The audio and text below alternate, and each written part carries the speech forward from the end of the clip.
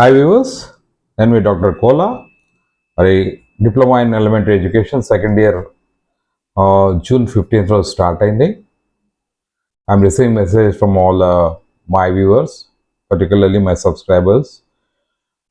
ఏమనంటే second years subjects ఏముంటాయి sir, syllabus ఏముంటుంది, బ్రీఫ్ చేసినట్టయితే గైడ్ చేసినట్టయితే it will be helpful for them. ముఖ్యంగా మీరందరూ కూడా లాస్ట్ ఇయర్ మేలో ఎగ్జామ్స్ రాస్తారు, ఫస్ట్ ఇయర్ సక్సెస్ఫుల్గా, and you're in to second year. Monday నుంచి ఎఫ్ఎల్టీపీ ఫైనల్ లెసన్స్ సంబంధించి ప్రాసెస్ కూడా ఉంది. మీరందరూ కూడా ఫైనల్ లెసన్స్ ప్రిపేర్ అవుతున్నారు. ఆ క్రమంలో మరి మీకు ఏ సబ్జెక్ట్స్ ఉన్నాయన్నది కూడా ఒక అవగాహన రావాలి. మరి సెకండ్ ఇయర్లో మరి దాదాపు గవర్నమెంట్ డైట్స్లో అయితే క్లాసెస్ స్టార్ట్ అయిపోయాయి. మరి ప్రైవేట్ డిఎడ్ కాలేజ్లో మరి స్టార్ట్ అయ్యాయా లేవా? మామూలుగా అయితే ప్రభుత్వ ఉత్తర్వుల ప్రకారం జూన్ 15 నుంచి మీ క్లాసెస్ స్టార్ట్ కావాలి, రైట్? సో లాస్ట్ ఇయర్ కూడా మనకు 6 external papers and 4 internal papers అని మనం అనుకున్నాం. ఏవైతే ఎక్స్టర్నల్ పేపర్స్ ఉంటాయో వాటికి సంబంధించి మీకు ఎగ్జామినేషన్ ఉంటుంది. అది మీకు అందరికి గుర్తు, 60 మార్కులకు ఉంటుంది, రైట్? అవన్నీ ఆ ఎగ్జామ్ రాయడం జరిగింది. మీరు దాని రిజల్ట్ కోసం వెయిట్ చేస్తున్నారు. నేను నిన్న చెప్పాను, ఇంతకుముందు వీడియోలో చెప్పాను, ఏమనంటే మీ యొక్క ఫైనల్ టీపీ అయిపోయిందంటే మీ యొక్క రిజల్ట్స్ వస్తాయి, ఇవన్నీ యాడ్ అయ్యి. సో మరి సెకండ్ ఇయర్లో ఏవైతే ఫస్ట్ 3 జనరల్ పేపర్స్ ఉంటాయో అవేంటో చూద్దాం. ఫస్ట్ వచ్చేసి వర్తమాన భారతదేశంలో విద్య.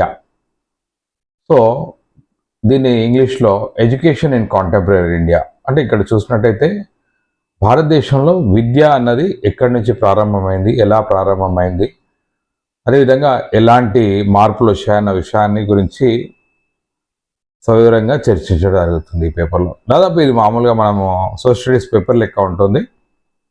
ఇక మనం చూసినట్టయితే భారతదేశంలో వేదిక్ పీరియడ్ నుంచి, వేదకాలం నుంచి విద్య ఉంది. వేదకాలము, బౌద్ధ కాలము, తర్వాత వచ్చేసి జైనులు, తుర్కులు, తర్వాత బ్రిటిష్ వాళ్ళు, ఆంగ్ల విద్య, ఓకే, తర్వాత మళ్ళీ కమిషన్స్, ఇవన్నీ ఓకే, ఇవన్నిటికి సంబంధించినది క్లారిటీతో చర్చించడం జరుగుతుంది. మన వర్తమాన భారతదేశంలో విద్య లేదా contemporary education in India first paper. రెండో పేపర్ వచ్చేసి ఇది కూడా జనరల్ పేపర్ కిందకి వస్తుంది, integrating gender and inclusive education అంటున్నాం. ఇంటిగ్రేటింగ్ జెండర్ అంటే మామూలుగా జెండర్ బయాస్, స్త్రీ పట్ల ఎక్కడైతే వివక్ష జరుగుతుందో దాని పట్ల అవగాహన, ఎలా వాటిని ఎదుర్కోవడం, ఇవన్నిటి గురించి కూడా ఈ పేపర్లో ఉంటుంది. ప్లస్ దీంతో పాటలో ఇంక్లూజివ్ ఎడ్యుకేషన్ ఉంటుంది, విలీన విద్య. ఎవరైతే విద్యార్థులు సిడబ్ల్యూఎస్ అంటే దివ్యాంగులు ఉంటారు, ఫిజికల్లీ ఛాలెంజ్ పిల్లలు ఉంటారు, మనం ఇప్పుడు ఫిజికల్ హ్యాండిక్యాప్డ్ అనట్లేదు, అలాంటి పిల్లలకు మామూలు పిల్లలతో కలిపి ఎలా విద్య బోధించాలి.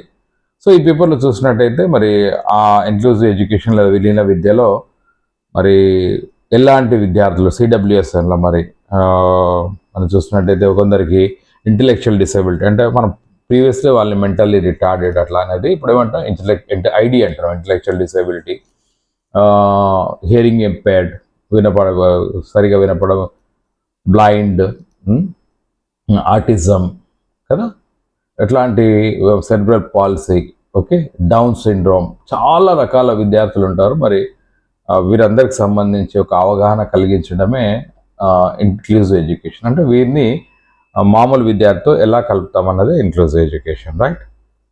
నెక్స్ట్ వచ్చేసి మూడో పేపర్ వచ్చేసి ఇది కూడా జనరల్ పేపర్. మనం ఏమైనా ఫస్ట్ 3 జనరల్ పేపర్స్ అంటున్నాం, దాంట్లో భాగంగానే 3 జనరల్ పేపర్స్ మనం తీసుకున్నట్టయితే స్కూల్ కల్చర్, అంటే బడి అంటే ఏంటిది, అదేవిధంగా బడిలో ఏమేమి అంశాలు ఉంటాయని దానికి వచ్చి అవగాహన కలిగించుకున్న స్కూల్ కల్చర్. చూడండి, స్కూల్ కల్చర్ అంటున్నాం.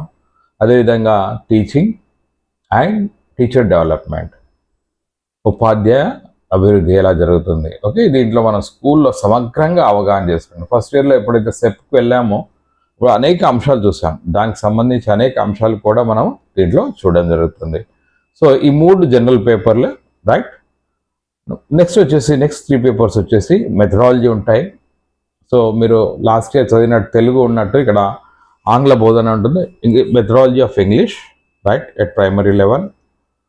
తర్వాత వచ్చేసి మెథడాలజీ ఆఫ్ ఈవీఎస్ పరిసరాల విజ్ఞానం. సో జనరల్ సైన్స్ని మనం ఏమంటామంటే ప్రైమరీ లెవెల్లో అంటే ఫస్ట్ టు ఫిఫ్త్ లెవెల్లో ఈవీఎస్ అంటాం. ఏమంటాం? పరిసరాల విజ్ఞానం అంటాం. చుట్టూ ఉన్న విషయాలను తెలుసుకోవడాన్ని పరిసరాల విజ్ఞానం అంటాం. ఈ రెండు సంబంధించి మెథడాలజీ మనం విద్యార్థులకు బోధించగలుగుతుంది. అంటే మన టీచింగ్ ప్రాక్టీస్లో ఈ రెండు చూస్తాం, రైట్? అదేవిధంగా 6వ పేపర్ వచ్చేసి teaching of methodologies at elementary level. అంటే 6 to 8 మనం మామూలుగా అయితే డిఎడ్ చేస్తున్న వాళ్ళందరూ కూడా ఫస్ట్ 5th అనుకుంటాం కదా. సెకండ్ ఇయర్లో మనకు 6 to 8 ఎలిమెంటరీ లెవెల్లో బోధించడానికి ఒక పేపర్ సెలెక్ట్ చేసుకోవాల్సి ఉంటుంది. మెథడాలజీ ఇది కూడా. సో 3 మెథడాలజీస్ అవుతాయి. సో దీంట్లో మనం చూసినట్టయితే ఇంగ్లీష్ తీసుకోవచ్చు, తెలుగు తీసుకోవచ్చు, mathematics, science and social studies. ఈ 5 సబ్జెక్టులో ఏదైనా ఒకటి సెలెక్ట్ చేసుకోవచ్చు మీ యొక్క ఇష్టంతో. సో 6 పేపర్లో 3 జనరల్ పేపర్లు వచ్చేసాయి, 3 వచ్చేసి మెథడాలజీ పేపర్స్ వచ్చేసాయి. సో ఫస్ట్ ఇయర్లో ఎన్ని మెథడాలజీలు ఉన్నాయి? 2 మెథడాలజీలు ఉన్నాయి. సెకండ్ ఇయర్లో 3 మెథడాలజీస్ ఉన్నాయి. సో 3 మెథడాలజీస్ ఉన్నప్పుడు మరి సెకండ్ ఇయర్లో మీరు 60 రోజులు బడిలో ఉంటారు టీచింగ్ ప్రాక్టీస్లో. How many days? 60 days teaching ప్రాక్టీస్లో ఉంటారు. అదే ఫస్ట్ ఇయర్లో అయితే మీరు 10 days సెప్, 40 days, 50 days స్కూల్లో ఉన్నారు ఫీల్డ్లో, రైట్? సో దాదాపు 3 times మీరు టీచింగ్ ప్రాక్టీస్కి వెళ్తారు. 2 సార్లు 1 నుంచి 5 తరగతి చెప్పడానికి, 3వసారి 6 నుంచి 8 తరగతి చెప్పడానికి, right? First 3 general papers, next 3 methodology papers. Next వచ్చేసి మనం చూస్తున్నట్టయితే ఏవైతే ఇంటర్నల్స్ ఉంటాయో అవి చూస్తున్నట్టయితే మనం ఏమంటాం? వాల్యూ యాడెడ్ ఎడ్యుకేషన్ అంటాం. దాంట్లో భాగంగా లాస్ట్ ఇయర్ మీరు చూసినట్టయితే హెల్త్ అండ్ ఫిజికల్ ఎడ్యుకేషన్ ఇవన్నీ చూసారు కదా, రైట్?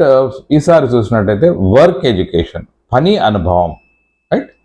సో ఇంటర్నల్ పేపర్ 1 ఏంటిది? పని అనుభవం, వర్క్ ఎడ్యుకేషన్, రైట్? నెక్స్ట్ వచ్చేసి value education and skills, life skills. 2వ పేపర్ వచ్చేసి ఏమంటున్నాం? వాల్యూ ఎడ్యుకేషన్, విలువల విద్య మరియు జీవన నైపుణ్యాలకు సంబంధించి మనము 2వ internal paper. 6th, 7th. 6th వచ్చేసి వర్క్ ఎడ్యుకేషన్, పని అనుభవం. 7వది వచ్చేసి మనం ఏమంటున్నామంటే వాల్యూ ఎడ్యుకేషన్ అంటే విలువల విద్య మరియు లైఫ్ స్కిల్స్ అంటే జీవన నైపుణ్యాలు, రైట్? సో ఇవి 2 6th, 7th paper, 8th, 9th, 7th, 8th paper. Okay, first 3 general papers, next methodology 3 papers,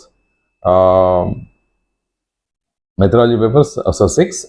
next 2 value added ఎడ్యుకేషన్లో వర్క్ ఎడ్యుకేషన్. అదేవిధంగా మనం ఏమన్నాం? 2వది వాల్యూ ఎడ్యుకేషన్ అన్నాం and life skill education. 9th, 10th paper వచ్చేసి yoga, health and physical education. ఇది first ఇయర్లో కూడా చదివాం, మళ్ళీ చదువుతాం, రైట్?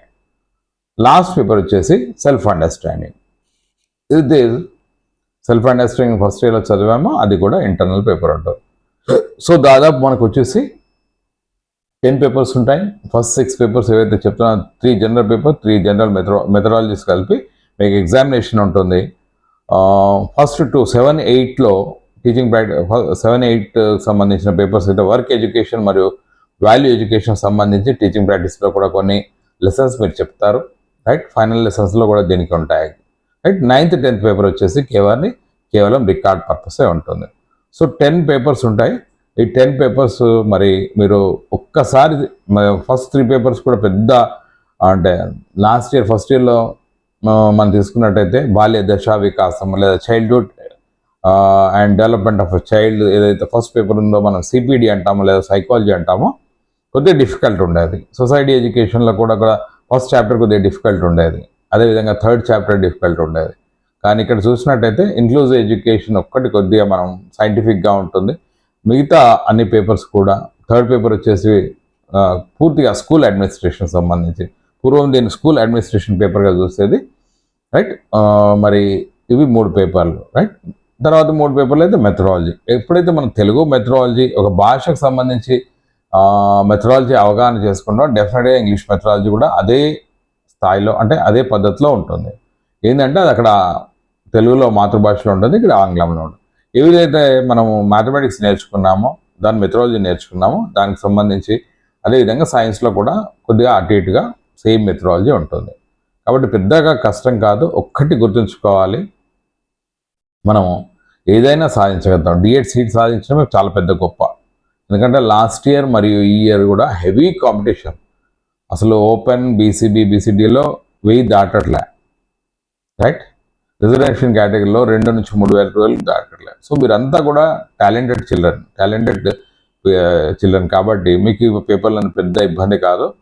సో మనం తీసుకున్నట్టయితే మరి ఈ 10 పేపర్స్ కూడా మరి బుక్స్ మీరు last year very lucky that government of Telangana Telugu academy ద్వారా ప్రింట్ చేసింది. మీరు అందరు కూడా మీ బుక్స్ తీసుకొని, అంటే ఫైనల్ లెసన్ బిజీ కూడా ఉండొచ్చు మీరు, రైట్? రేపు సండే ఒకసారి చూసిన తర్వాత మీరు మీ బుక్స్ కొనుక్కొని మీ స్వయంగా చదువుకుంటే ఈజీగా ఉంటుంది. అంతేగాని ఎవరు చెప్తారు క్లాసెస్ ఇవన్నీ కూడా మీరు పెద్ద టెన్షన్ తీసుకోవాల్సిన అవసరం లేదు.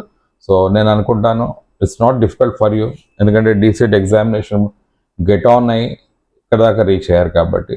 So thank you for watching and thank you for messaging. Upload చేయండి సార్ సెకండ్ ఇయర్ కూడా పేపర్స్ అని. సో డెఫినెట్గా విత్ ఇన్ షార్ట్ పీరియడ్లో మరి రికార్డ్స్ ఏమేమి ఉంటాయి, మీ ఎఫ్ఎల్టీపీ అయిపోయిన తర్వాత ఎఫ్ఎల్టీపీది కూడా దాదాపు చాలామంది చూసారు, 1000 పైన వ్యూవర్స్ చూశారు, రైట్? Thank you. సో అంటే మీరంతా కూడా సెకండ్ ఇయర్ వెళ్తున్న విద్యార్థులు కాబట్టి ఇవాళ రేపు మండే నుంచి ఉంది కాబట్టి మీరు చూస్తేనే కదా నాకు తెలుస్తుంది వ్యూస్. అదేవిధంగా ఆ వ్యూస్లో మీరు పెట్టడం జరిగింది సెకండ్ ఇయర్ కూడా అప్లోడ్ చేయమని. డెఫినెట్లీ ఇది షార్ట్లీ 9:30 వరకు కూడా అప్లోడ్ అవుతుంది.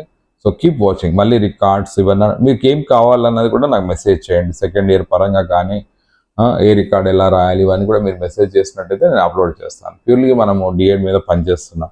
సో మీ సపోర్ట్ తోటే మేము ముందుకు వెళ్తున్నాం. Thank you for watching and supporting. So purely ఇది basically helping the D Ed students. ఎందుకంటే డిఎడ్ స్టూడెంట్స్కి మనం అనుకున్నట్టు అన్ని స్థాయిలో సబ్జెక్ట్ చేయట్లేం కాబట్టి మనం హెల్ప్ చేయడానికి ప్రయత్నం చేస్తున్నాం. Thank you for watching. Signing off doctor Kola. Bye.